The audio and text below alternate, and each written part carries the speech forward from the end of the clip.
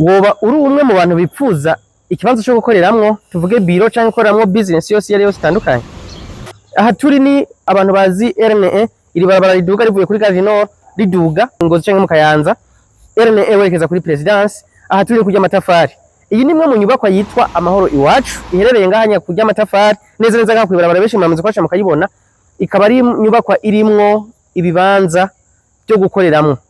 Aha turavuga abifuza gukora ama business akeneye nka biro, akeneye kudandaza cyangwa afise ibindi bintu byose yifuza gukora. Nibaza ko benshi bamaze guca ngahanya muramaze kwibona nibaza ndabiretse ino sanamu. Iyi nzu ntabwo ari rya mbere muyibone. Uno mwanya mfashe kano kanya kugira ngo ndabaho umuco w'ibintu bikorwa ngaha n'uruhusha mufise cyangwa ubushobozi bwo kugira ngo mushobore gukorera hano indani. Nkuko mubona ko ndabatembereza kuri aya masanamu, iyi nzu yubatse muri buno buhinga butandukanye. Ni kuvuga ko bagiye barubaka udusale canke amamole canke ivyumba binini binini kugira ngo umuntu afise business yaguye. Aha turavuga nka bagiye baba bafise ama microfinance canke amagishe bisaba ko bakorera hamwe, bashobora gufata nk'agasare kose hama bakubakemwo uko bashaka. Ariko kandi umuntu nawe akeneye igipande urashobora no kuza ukitorera ikibanza ushaka gukoreramwo. Uburusho buri ngaha rero nubuwe ku bantu bafise ibintu bakora.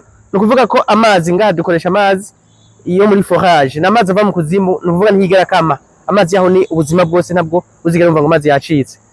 Hama ikindi murabona ko ari kibanza giteguye neza, kimaze gushikwamwo ama climatiseur, hubatse hagutse, no kuvuga umuntu wese ikatira uko ashaka kandi ndani hasa neza. Hama hegereye ibarabara hariho muvuma, urabona ko ari hagati ya Kamenge, Gasenyi, Gisandema. Urabona duringa kujya amatafari nayo nindi kati nshasha kuja kwinterekwa n'ahantu abantu bose bashikira.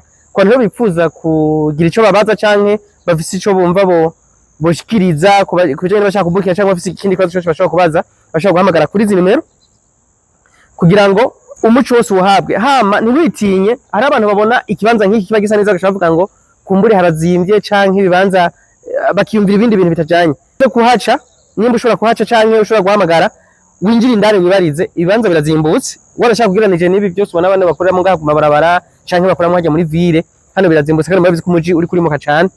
Uva mu gisagara wimukira cyane cyane hano muri Nord y'igisagara ca Bujumbura, murabona ko muvuma ama business abantu bose bariko igisagara cyo kirakuka cyane. Murabona amazu, inyubako, ibindi byinshi.